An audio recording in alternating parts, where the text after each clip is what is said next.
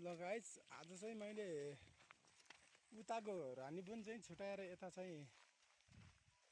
यताको चाहिँ राम्रो सुन्दर जङ्गलतिर चाहिँ म लग्दैछु बाख्रा एकदम तरिकाले। अब सधैँ पनि कति लग्ने हो उतै, अब एक दुई दिन छुटाएर अलि फरक फरक ठाउँतिर चराउन लग्दा चाहिँ अलि राम्रो होला भन्ने चाहिँ आशा हो मेरो चाहिँ। बाख्राहरूको अलि पावर क्षमता चाहिँ अलि धेरै आउला भन्ने लागिरहेको हो मलाई, जसम्म लाग्छ। गाइज यस्तै छ, हेर्नुहोस्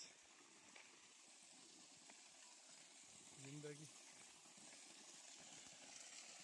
बाटोमा चाहिँ मिठो झर्ना। आजको टाइम चाहिँ मैले लास्टै गलत टाइममा बाख्रा खुवेको।